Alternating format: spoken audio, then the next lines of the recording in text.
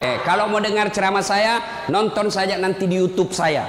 Ini ada nanti di YouTube, gambarnya lebih bagus, ya, suaranya lebih jernih. Kunjungi, jangan lupa like and share. Inilah yang kita akan bahas hari ini. Wanita dirindukan surga.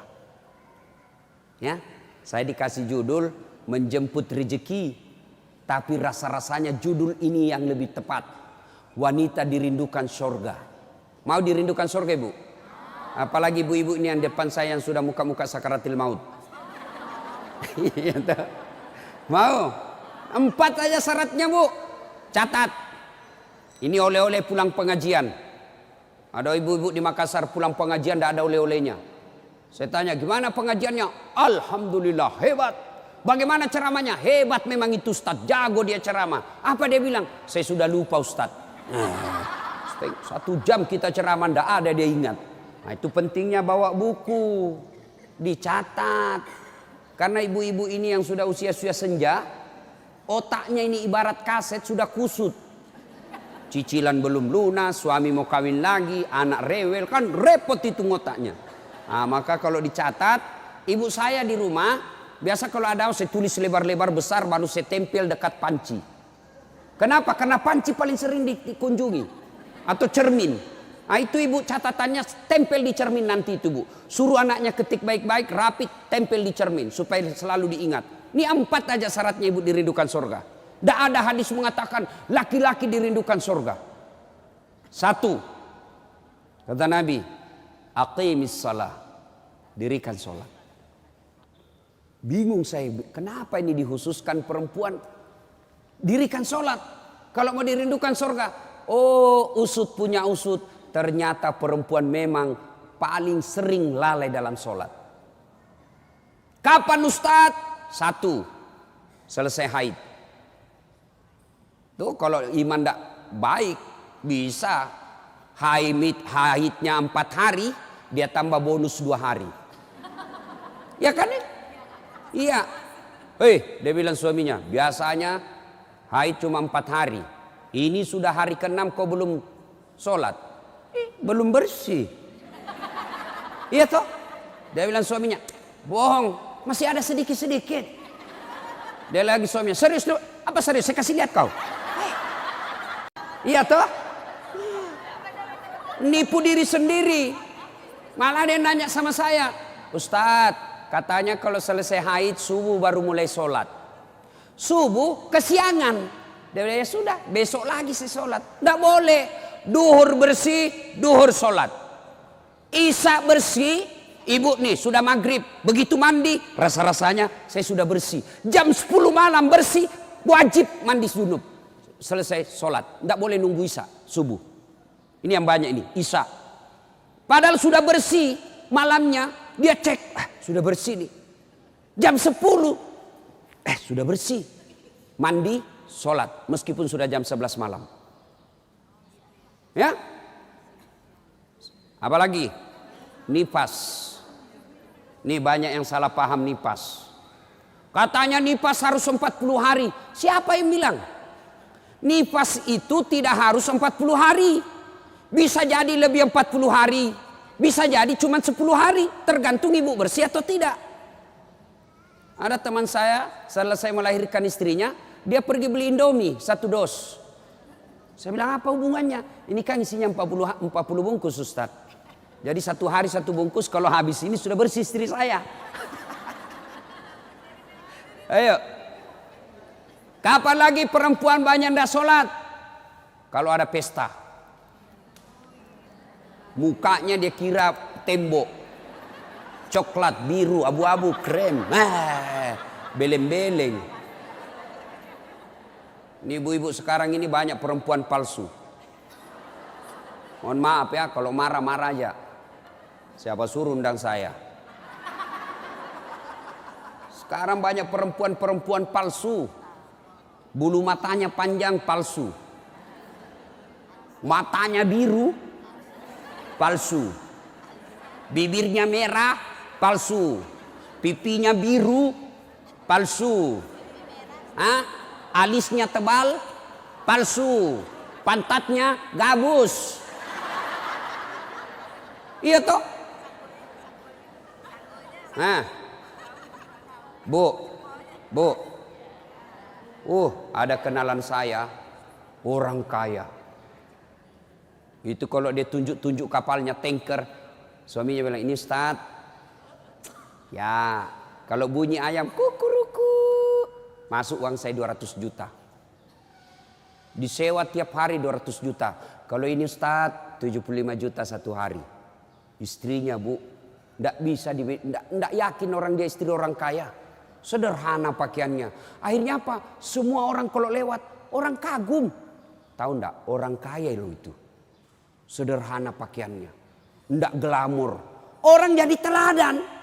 Kenapa? Dia kaya tapi tidak macam-macam pakaiannya. Orang senang lihat. Ini sudah ndak kaya, ndak terkenal. Udah ganyanya. Kayak sudah tabrak tiang listrik. Beleng-beleng. Tahu beleng-beleng? Dongo. Tahu dongo? Beleng-beleng. Tahu beleng-beleng? Dongo. Tahu dongo? Beleng-beleng. Beleng-beleng itu Rocky Gerung bilang dungu. Dungu atau oon. Tahu oon? Es krim ditiup. Itu beleng-beleng itu. Cok, banyak perempuan tidak sholat gara-gara make up. Make up. Nah. Make up. Shadow. Eyeshadow. Oh, malah ada model baru saya lihat Ibu. Dikasih lebih lagi putih-putih di sininya. Apa bedanya sama belek? Ayo. Sekarang ini kita dibodoh-bodohi sama artis. Memangnya artis idola kalian? Yuk, ada lagi yang lebih beleng-beleng. Dikasih lebih lagi alisnya sini nih. Ada lebihnya sedikit naik. Begini modelnya. Saya bilang kenapa lagi dikasih lebih? Dia bilang seperti artis Korea. Artis Korea baru sudah pensiun. Apa ini dibodoh-bodohi sama make up?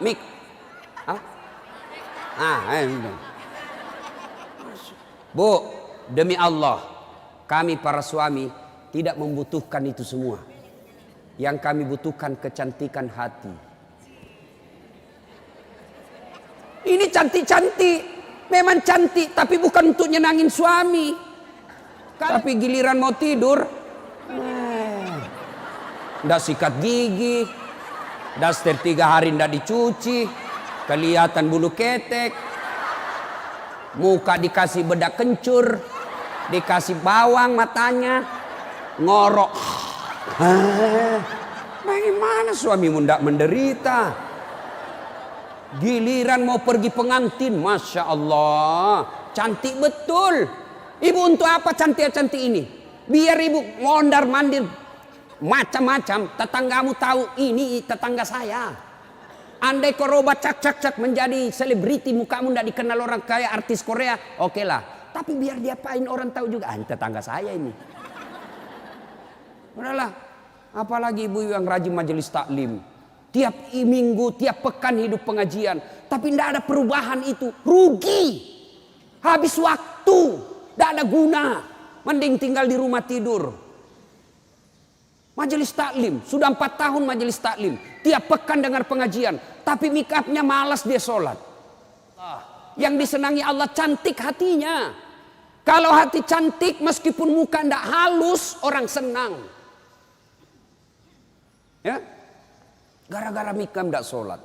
Jadi bagaimana solusinya Ustadz? Kalau pengantin, mau pengantin, gimana solusinya? Wudhu dulu, baru tancap, sudah itu tahan kentut. Biar sudah wudhu, batal. Sedikit aja keluar Ustadz, batal. Nggak habis Ustadz, batal. Bagaimana? Nah, apalagi yang membuat orang ibu-ibu nih banyak ndak sholat? Selesai haid, nifas, make up. Yang keempat apa? Jilbab. Banyak ibu-ibu malas sholat gara-gara jilbabnya susah dipakai. Jilbab sakaratil maut. Saya ini Bu sudah keliling-keliling ceramah. Mana-mana saya ceramah. Saya ke Filipina Selatan, jilbabnya orang Melayu sana. Segitiga saja, satu peniti, selesai. Malaysia juga begitu. Saudi malah satu lubang masuk, selesai. Tapi coba lihat jilbabnya ibu Indonesia. Ngeri Bu. Ada kayak ada talinya 2 meter, diikat-ikat. Disimpan di lehernya. Itu diikat lehernya. Lalu dikasih kembang. Sudah tidak bisa goyang itu lehernya. Nah, iya toh? 3 lapis. Ini penutup kepalanya 3 lapis. Ada kuningnya, abu-abu, coklat. Dikasih mereng lagi sedikit. Coba. Lalu ada kayak pohon di belakang. Biasa kalau ada pengganti. Gimana caranya dia pakai ini ya? Nah, sudah diikat lehernya. Pakai pula rok yang sempit. Rok sempit. Jalanlah dia bilang suaminya, buru-buru Bu, katanya, tunggu sebentar Pak. Beleng-beleng. Beleng-beleng. Coba kalau lebar, kan enak lari dikejar anjing.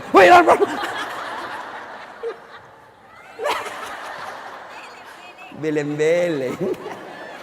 Ayo Bu, sudah berapa tahun majelis taklim? Sudah berapa tahun hadir pengajian sini? 5 tahun. Mestinya pakaian seperti itu ditinggalkan. Apa dilarang? Tidak dilarang. Cuma kalau gara-gara itu tidak sholat, hancur ibu. Pergi pengantin, make upnya luar biasa, jilbabnya susah. Tiba waktu sholat, dia bilang suaminya, Bu, ini sudah mau hampir asar. Kok belum sholat duhur? Kok pergi sholat? Sadar loh Pak. Ya saya sadar, saya suruh kau sholat. Sadar loh Pak. Ya saya sadar, ya saya suruh sholat. Oh pergi sholat, apa kata? Kau tidak lihat ini jilbab saya? Ini 2 jam. Beleng-beleng. Ayo, sudahlah. Bu, apa yang saya sampaikan ibu pasti iyakan. Perempuan cantik, tidak terlalu cantik, tapi dia kaya, istri bangsawan, ya, populer, tapi pakaiannya sederhana, itu yang jadi orang senang. Coba kan, dia sudah kaya, cantik, banyak duitnya, terkenal, tinggi sekolahnya, tapi pakaiannya seadanya. Masya Allah, orang semua jadikan teladan. Nah, coba lihat itu nak, itu ibu kaya loh, terkenal, banyak duitnya, tinggi sekolahnya, tapi lihat nak, pakaiannya sederhana. Nah, saya mau seperti itu nanti nak. Coba lihat. Apa Khadijah terkenal dengan jilbabnya yang mewah? Apa Aisyah terkenal dengan lipstiknya yang banyak? Enggak kan? Tapi karena apa? Karena akhlak. Ngapain kita cantik-cantik akhlak kita jelek? Daripada beli make up 700.000 per bulan. Ibu sudah 60 tahun. Yuk lebih baik beli lipstik palsu. Harga 10.000. 690.000. Nih bawa ke masjid. Itu tabungan akhiratmu. Ada sekali jalan 1 juta. Nempel. Daripada itu 1 juta. Ada lebih gila. Apa itu? Saya pernah lewat di Makassar. Salon. Gambar jari-jari. Begini. Saya tanya sopirku, apa itu? Ini salon Ustadz. Salon apa? Ibu-ibu gunting-gunting kuku. Apa namanya Bu? Dia tahu semua ini. Apaan? 25.000 satu jari. Berarti 10 jari. 250.000. Apa lebih tidak enak itu 250.000 kau tabung untuk akhiratmu dikubur. 250.000 hanya untuk potong kuku. Lipstick 20.000. Eyeshadow 70.000. Ini alis 70.000. Sudah berapa habis duit kita? Ya? Dengar ini yang suka cukur-cukur alis. Laknat Allah kata Nabi bagi mereka yang mencabut dan mencukur alisnya. Tuh, enggak usah baku lihat ibu. Boleh gambar alis, boleh, tapi jangan pakai tato. Ini tato alisnya. Tak haram itu, Bu. Mau gambar alis silahkan, pakai pensil celak. Tidak ada pensil celak, Ustadz, cari krayonnya anak.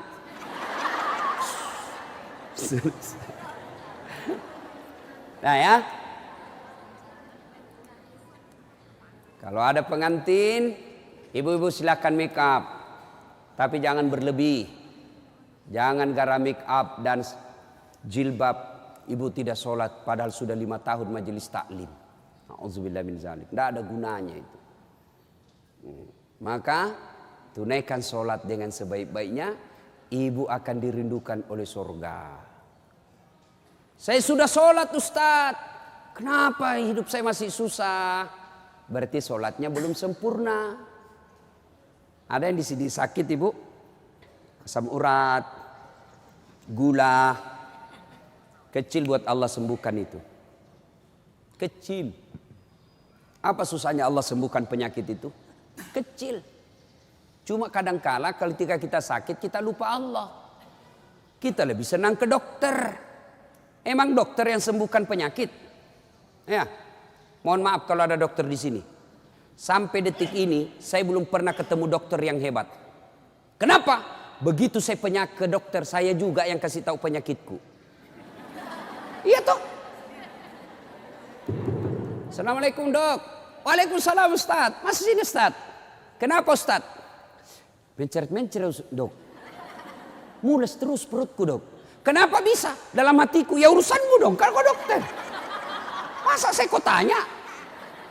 Yang hebat kalau baru muncul, Ustaz pasti mencret. Itu yang hebat. Tapi kan tidak. Allah tanpa diberitahukan, tanpa curhat, Allah tahu apa penyakitnya ibu. Maka datang sholat. Sudah itu sholat, sudah itu sholat, sudah itu sholat. Baru ke dokter. Ayo perbaiki sholat ibu. Tidak ada susahnya Allah kasih dunia. Ustaz, saya sudah 30 tahun rantau ke Jogja. Tidak bisa beli rumah, Ustaz. Masih ngontrak-ngontrak. Tidak usah cari capapnya. Periksa sholatmu. Saya sholat, Ustaz. Kok begitu hidupku? Berarti belum ikhlas. Mana buktinya belum ikhlas? Suka nunda-nunda sholat. Asar sholatnya dekat duhur. Duhur sholatnya dekat asar. Berarti ibu perhatikan dah. Coba. Sholat maghribnya itu juga wudhunya asar, itu juga maghrib, itu juga isya. Karena berdekatan. Itu tidak ikhlas. Sholat, Ustaz. Betul ibu sholat. Tapi pakaiannya itu juga dipakai masak. Itu juga dipakai bertetangga. Itu juga dipakai ke pasar. Itu juga dipakai tidur. Tidurnya ngiler lagi. Ini. Pas dibangun suaminya. Dipakai lagi sholat. Najis. Pantas 30 tahun sholat. Sholatnya tidak bisa memperbaiki hidupnya. Kenapa? Sholatnya tidak sesuai yang diajarkan Nabi. Saya sholat, Ustaz. Betul ibu sholat. Tapi tidak semangat. Allah.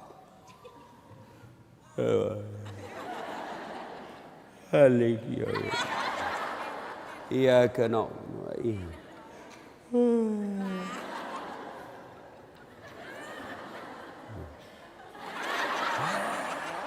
Ada juga yang sholat seperti itu. Ada yang sholat gitu. Allahu Akbar. Sholat kayak ditiup angin.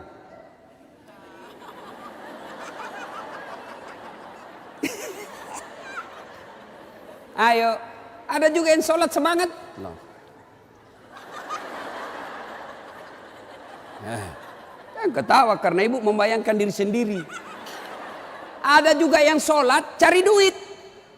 Allahu Akbar. Iya kena budu. Duit saya tadi 100. Beli sayur 50.000. Beli pulsa 20.000. Allahu Akbar. Mana yang 30 ya? Allah. Selamat. Oh di bawah sadel lah. Sepanjang sholat cari duit. Apalagi ibu sholat sambil masak. Canggih betul ini. Allahu Akbar. Tiba-tiba bau hangus. Allahu Akbar. Pantas 30 tahun sholat. Maka majelis taklim yang baik. majelis taklim yang faedah, majelis taklim yang manfaat, ada perubahan setelah dia ikut majelis taklim. Mungkin sebelum majelis taklim seperti itu sholatnya, pulang majelis taklim tidak seperti itu lagi. Ada perubahan, ya. Karena juga itu majelis taklim saya lihat lomba baju seragam. Malah ada yang curhat sama saya, Ustadz bubar saya majelis taklim Ustadz. Kenapa? Belum lunas seragam kita, ada lagi yang baru. Nah, itu. Padahal yang mau beli pengat seragam ini ya pengurusnya. Pengurusnya hanya 5 orang aja.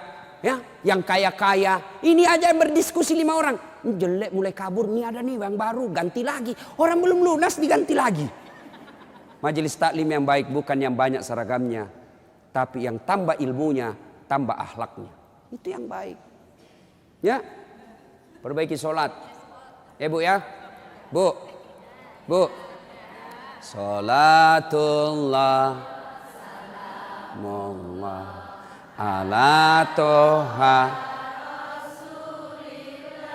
Sholatullah. Salamullah. Ala yasin habibillah. Biasanya kalau saya ceramah ada air di samping saya. Cari-cari ini dilupa ini panitia. Satu ya. Satu ibu. Sholat. Maka ibu. Halo ibu. Ibu. Ibu ndak usah cemas kalau anaknya ndak tahu bahasa Inggris. Ibu ndak usah cemas kalau anak taunya ndak tahu bahasa Korea. Ibu ndak usah cemas kalau anaknya ndak punya kerja, pengangguran. Ndak usah cemas. Yang ibu cemaskan kalau anaknya sudah mau dilamar masih tidak sholat. Itu yang ibu perlu cemaskan. Ya, kan ibu-ibu sekarang hebat betul anaknya Ustadz. Kenapa? Tuh masih SD sudah pintar bahasa Inggris. Apa hebatnya? Banyak yang begitu. Nggak percaya? Ibu ke Inggris. Demi Allah bu, anak-anak di sana baru belajar bicara pakai bahasa Inggris. Apa yang hebat? Banyak yang begitu. Yang hebat anaknya ibu, sampean punya anak, panjenengan punya anak, pergi majelis taklim, pergi ke pasar, anaknya yang masih SMA nelpon ibunya, matur nuwun bu, ini sudah duhur, bu sudah sholat enggak? Ibu sudah kaya itu. Asar lagi nelpon lagi anaknya, mak lagi di mana mak? Masih di tempat kajian nak, masih di tempat arisan. Mak ini sudah asar, jangan sampai ibu sibuk ngurus arisan lupa sholat. Itu anakmu yang kaya. Pernah di SMS begitu anaknya bu? Pernah? Paling di SMS, mak kirimi pulsa. Maka ibu dari kecil anak-anak diperkenalkan sholat. Ya, mau dirindukan surga, syarat pertama aqimis shalah, dirikan sholat.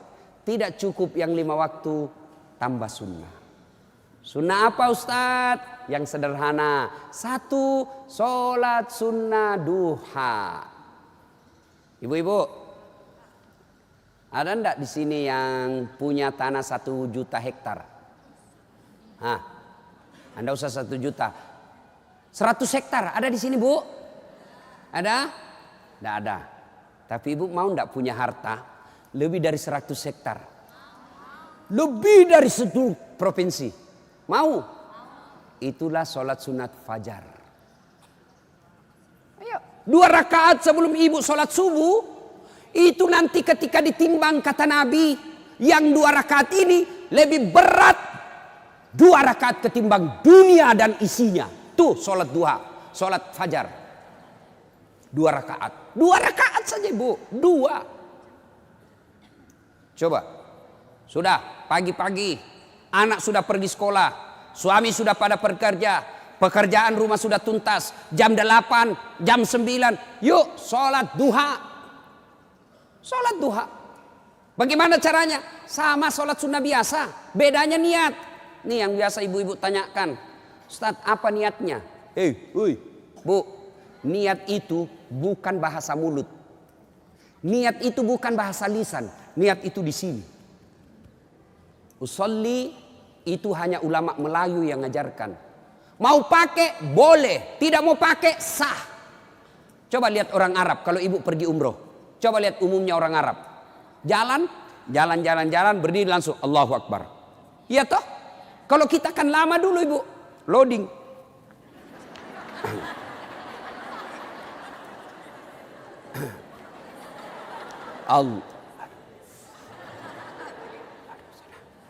Duduk. Saya tanya, kenapa tidak jadi sholat ibu? Saya lupa sholinya. Boleh tidak ucapkan. Mau ucapkan silahkan. Sholli sunnatal duha. Raka'ataini lillahi ta'ala. Saya niat sholat sunnah duha. 2 rakaat. Sunnah hukumnya bagi saya lillahi ta'ala. Allahu Akbar. Tuh. Tidak hafal juga itu Ustaz. Ambil jalan pintas. Berdiri tegak. Menghadap ke kiblat, baru ibu bilang begini, Tuhan, sholat sunnah duha ya, Allahu Akbar. Boleh, benar boleh bu. 2 rakaat berikutnya ulang lagi, Tuhan masih seperti yang tadi, Allahu Akbar. Boleh, benar.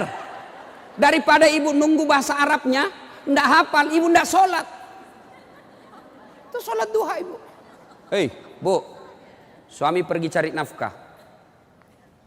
Anak sudah pergi sekolah. Ibu sholat duha. 2 rakaat salam, 2 rakaat salam, 2 rakaat salam, 2 rakaat salam. Boleh 2 rakaat. Bagus 4 rakaat. Lebih utama lagi 6 rakaat. Lebih mulia lagi 8 rakaat. Boleh 2? Boleh. Kalau ibu sibuk 2 aja boleh. Bacaannya sama sholat sunnah yang lain. Nggak hafal banyak ayat-ayat Ustadz. Ya sudah yang ibu hafal aja. Kul-kul ya sudah kul-kul aja. Rakaat pertama kul huwallah. Rakaat kedua kul huwallah lagi. Tidak apa-apa. Bahkan boleh begini bu. Allahu waladhdallin amin. Bismillahirrahmanirrahim. Alif lam mim. Allahu Akbar. Boleh. Rakaat kedua. Waladhdallin amin. Bismillahirrahmanirrahim. Yasin. Allahu Akbar. Boleh. Benar boleh. Jelas. Selesai sholat duha, ibu duduk menghadap kepada Allah, mengadu kepada Allah, ya Allah yang maha kaya. Tiadalah datang rezeki tanpa pertolongan dan bantuan. Engkau yang mengatur rezeki suami saya. Suami saya datang pergi menjemput rezeki ya Allah. Jika rezeki suami saya masih di atas langit, turunkan ya Allah. Jika masih dalam tanah, munculkan ya Allah. Jika masih jauh, dekatkan. Jika masih sedikit, cukupkan. Dan yang lebih penting ya Allah, berkahkan. Doa tidak harus bahasa Arab. Banyak orang selesai sholat, baca doa. Tapi dia tidak tahu apa intinya doa. Doa itu tidak harus bahasa Arab. Nih rezeki saya. Belum sholat duha ini sudah keluar. Langsung 2, ada pula rotinya. Masya Allah ya. Coba ibu. Doa, dengar bu. Doa tidak harus bahasa Arab. Doa itu kalau bahasa Bugisnya mapaletu. Bahasa gaulnya curhat. Silakan ibu curhat. Bahasa hati. Bukan bahasa Arab. Ibu bahasa Arab belum lagi salah ucap. Nggak ngerti apa yang ibu baca. Malaikat bingung. Apa maksudnya ini ibu ini? Apa maksudnya ini ibu? Mau minta rezeki ternyata doanya apa? Minta anak. Bingung kan malaikat. Jadi boleh bu, ya Allah, bukakan pintu rezekiku ya Allah. Mudahkan suamiku memperoleh rezekinya ya Allah. Sudah itu SMS suami. Bang, jangan menghalalkan segala cara. Baru aja aku doakan abangku selamat dalam mencari nafkah. Salam sayang selalu dari istrimu di rumah. Senang itu. Saya ibu, itu istri saya. Kalau dia SMS begitu, saya kasih lihat semua temanku. Istriku ini SMS-nya. Coba SMS begitu suaminya bu. Jangan galau bang, jangan putus asa bang. Rezeki Allah yang tentukan. Selama abang berusaha, rezeki itu ada. Pun kalau terbatas, percayalah saya tetap setia mendampingimu. Pernah SMS begitu suaminya? Paling SMS-nya bang, jangan lupa singgah beli gas ya. Yuk, sholat duha. Saya banyak dosa Ustaz.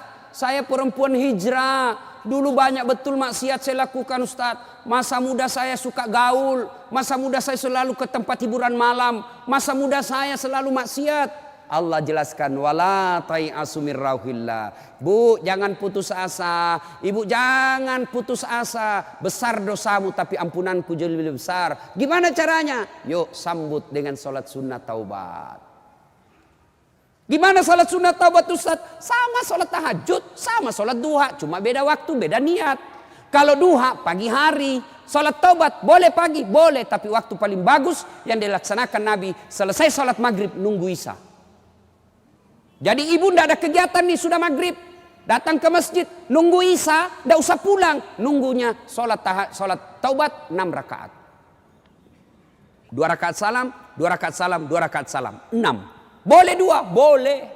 Sholat taubatnya, niatnya, sholli sunnatal taubat raka'ataini lillahi ta'ala. Saya niat sholat sunat taubat 2 rakaat, sunnah hukumnya bagi saya lillahi ta'ala. Allahu Akbar. Baca doa iftitah, baca Al-Fatihah, baca surah pendek, ruku, itidal, sujud, dan seterusnya. Kapan tobatnya Ustaz? Sujud terakhir. Sujud terakhir. Ibu tobat. Ya Allah. Tadi saya hilap ya Allah. Di kantor saya hilap. Dia pegang tanganku, bosku. Dia remas-remas jari-jari itu ya. Aku pun membalasnya ya Allah. Akhirnya beremas-remaslah kami ya Allah. Ya Allah saya hilap ya Allah. Maafkan saya ya Allah. Rabbana la tusik qulubana ba'da is hadaitana wa hab lana min ladunka rahmah. Ya Allah saya hilap ya Allah. Ampuni saya. Jangan engkau palingkan hati hamba. Jangan engkau sesatkan hati hamba setelah engkau berikan hidayah ya Allah. Ampuni saya ya Allah. Allah ampuni. Yang penting tobatnya tobatan nasuha. Jangan tobat ibu hamil. Ibu-ibu masih ingat waktu hamil? Melahirkan. Ingat waktu melahirkan? Tidak mau lagi saya Pak. Tobat. Hancur saya Pak. Tidak mau lagi saya. Terakhir ini saya hamil. Terakhir Pak. Tidak mau lagi saya hamil. Terakhir tidak mau lagi. 6 bulan kemudian. Hamil lagi. Ya. Nah. Banyak jenis-jenis sholat sunnah. Tapi lain waktu kita laksanakan. Lain waktu kita lanjut. Pertama dirindukan surga. Dirikan sholat. Yang kedua, kata Nabi, wasyamu Ramadan. Berpuasalah di bulan suci Ramadan. Alhamdulillah, tuntas puasa Ramadan. Tapi jangan puas sampai di situ Bu. Maka kita lanjutkan dengan puasa Senin Kamis. Ya, puasa yang paling baik. Puasa yang tidak pernah ditinggalkan Rasulullah. Puasa Senin Kamis. Bu-ibu nih. Yang agak lebih berat badannya. Bukan gemuk. Cuma perbandingannya kurus. Bukan. Orang bilang, Ustadz kurus betul. Bukan kurus, kamu yang gendut.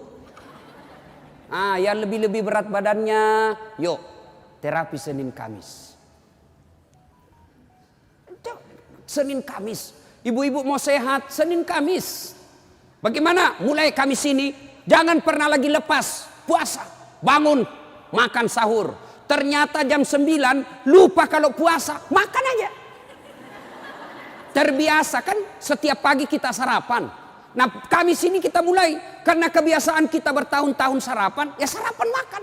Begitu lagi selesai, wih, Kamis. Ternyata saya puasa, lanjut. Boleh. Yang tadi 1 mangkuk, rezeki. Ibu lupa.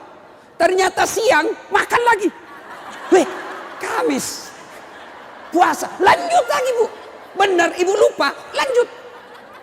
Boleh. Ternyata asar. Ada lagi kasih es cendol. Wih, saya puasa. Sudah. Rezeki ibu itu. Yang penting betul lupa. Saya sering begitu Ibu.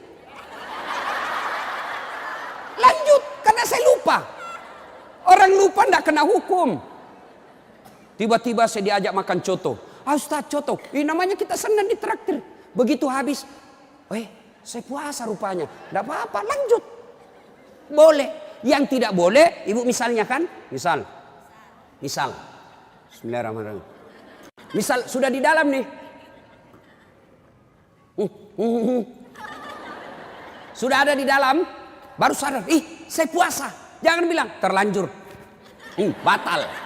Batal itu. Maka kalau dia sudah di dalam mulut, langsung ingat saya puasa, muntahkan, cuci. Sah.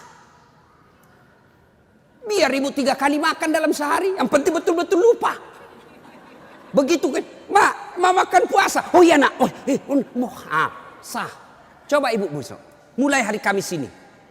Ternyata jam 10, jam 11 lolos, jam 12 masih bisa, jam 1 enggak tahan.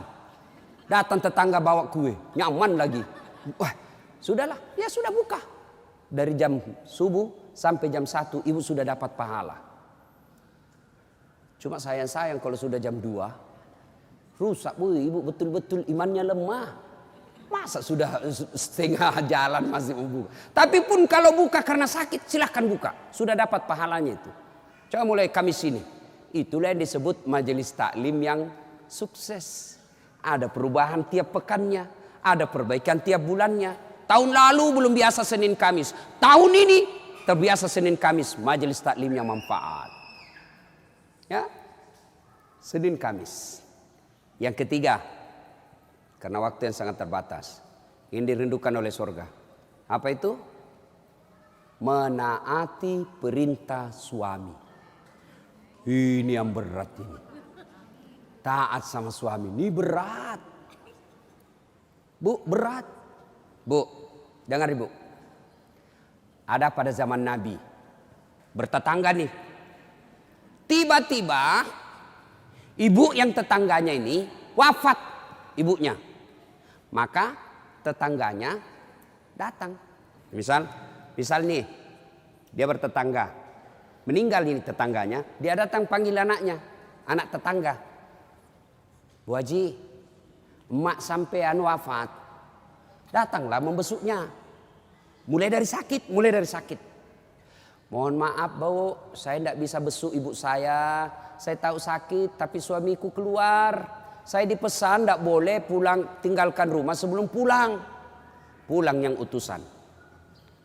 Sakaratil maut sudah ibunya, datang lagi.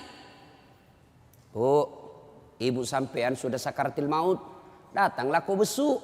Mau sekali tapi mohon maaf suami saya belum pulang. Pulang lagi utusan. Wafat ibunya. Bu, yang terakhir kalinya, bumu sudah wafat, maka mau dimakamkan, kau datanglah sekali aja sebelum dimakamkan. Apa kata ibu? Mohon maaf, suami saya belum pulang, saya dilarang keluar sebelum pulang. Saya doakan ibu saya dimakamkan. Tidak datang ini anaknya. Marah ini utusan. Dia datang kepada Nabi melapor. Ya Rasulullah, keterlaluan betul itu tetangga saya. Mulai dari sakit, sakaratil maut, sampai wafat, dimakamkan, tidak datang besuk ibunya. Saya 3 kali datang memanggilnya ya Rasul. Nabi kata, wih, nak durhaka betul itu. Kok bisa begitu? Kenapa bisa?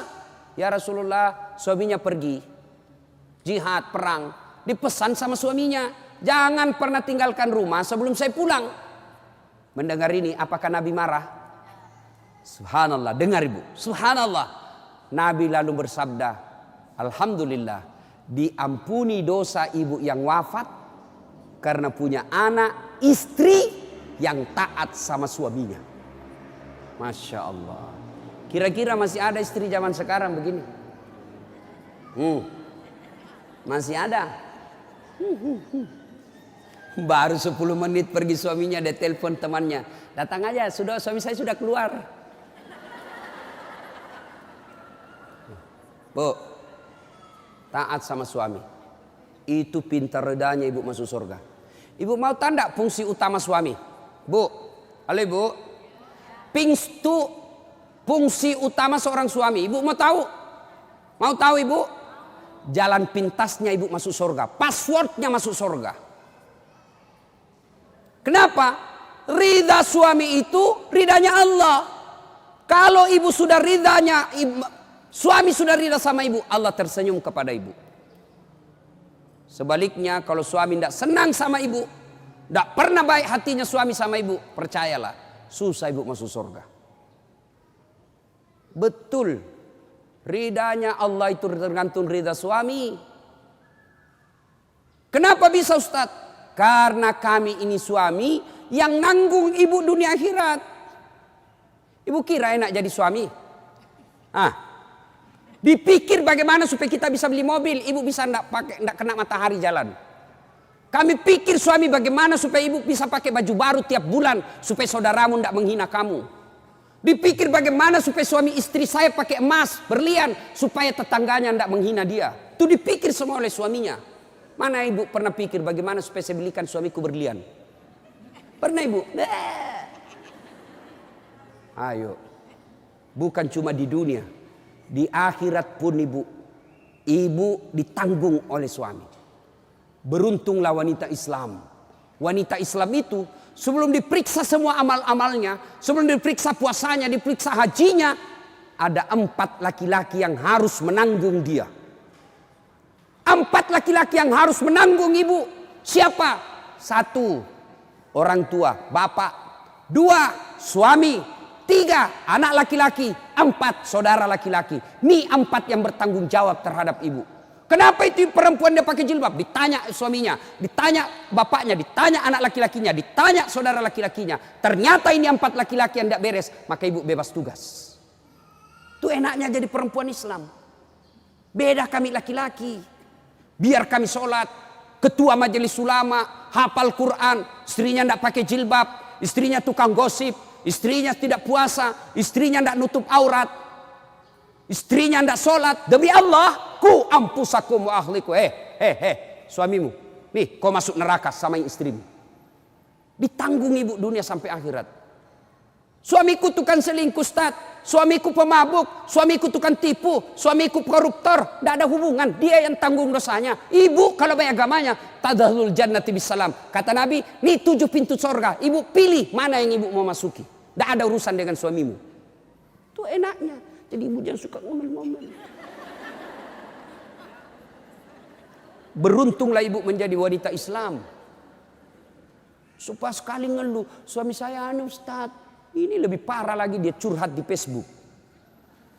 Ada juga ibu-ibu sekarang suka sekali ungkap aib suaminya di medsos. Di mana di kau? Tak kusangka kau begitu. Kesepian banget, pret. Apa yang begini? Ya, ibu taat perintah suami. Passwordnya ibu masuk surga, ridha suami. Tapi kalau ibu durhaka sama suami, susah. Perempuan sekarang kan banyak tidak hormat sama suaminya. Ketika Nabi Isra Mi'raj kan diperlihatkan. Masuk Nabi surga, Masya Allah banyak betul penghuni perempuan. Begitu Nabi masuk neraka, na'udzubillah min zalik, lebih banyak lagi perempuan di neraka. Lalu ditanya Nabi sama sahabat, kenapa bisa begitu ya Rasul? Ada 2 kelemahan perempuan. 1, tidak bisa tahan mulutnya cerita kejelekan orang. Yang kedua, dia tidak taat dan tidak mensyukuri suaminya. Itu sebabnya. Kalau ibu pandai mengendalikan mulut tidak cerita orang. Yang kedua, taat sama suami. Gampang ibu masuk surga. Cuman kita kan ini penyakit kita. Datang begini masih gosip tuh. Damai tapi gersang.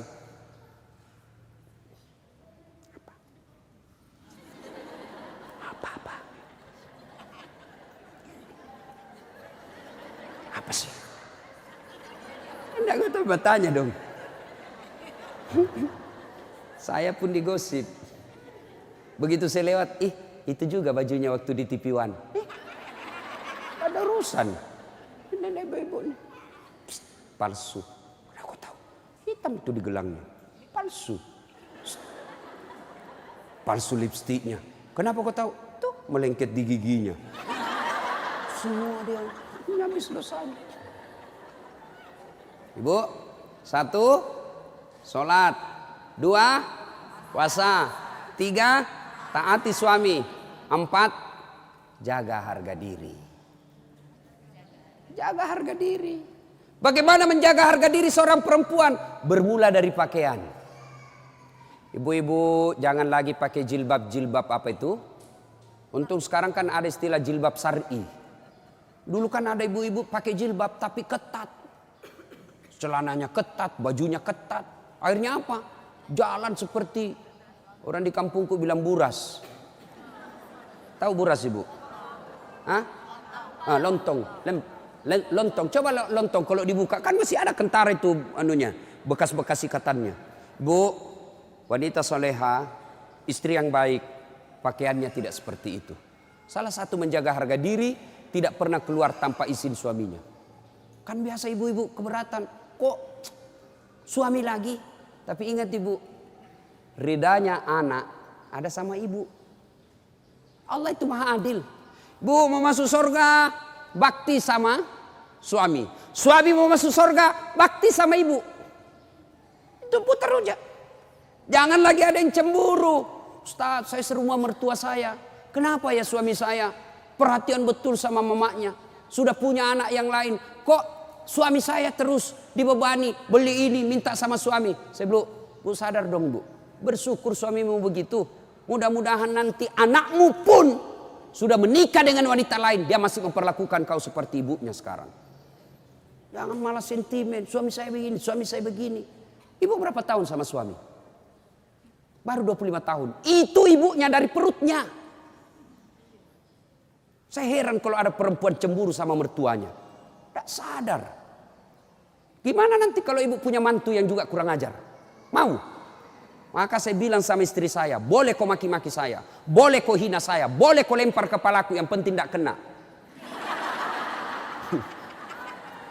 Satu yang tidak boleh, jangan kau lukai perasaan ibu saya. Begitu ibu saya luka perasaannya, kau pembuat sial, keluar kau dari rumah. Tidak ada toleransi. Begitu mestinya kita jadi istri. Kalau ibu-ibu masih susah hidupnya, koreksi aja deh, barangkali durhaka sama mertua. Nah, bagaimana mengabdi kepada orang tua, bagaimana mengurus anak, insya Allah lain waktu dan kesempatan kita akan lanjutkan. Akhirnya kita simpulkan, wanita yang ingin dirindukan surga, 1, pelihara sholat. 2, 3, taat pada perintah suami selama perintah itu tidak melanggar agama. Yang keempat, jaga harga diri. Insya Allah kalau ini kita lakukan, maka Nabi jelaskan, silakan masuk surga, tadkhulul jannati bisalam. Silakan masuk surga dari pintu mana yang ibu mau suka. Subhanallah. Inilah tausiah kita, mudah-mudahan ada manfaat. Terima kasih Ibu Li yang berkomunikasi kepada saya selama ini. Mohon maaf jika selama ini ada komunikasi yang tidak berkenan, dan terima kasih sehingga saya punya ladang amal untuk datang di tempat ini. Mudah-mudahan ada manfaat. Ibu-ibu masih mau dengar ceramah saya? Masih? Nah, gampang.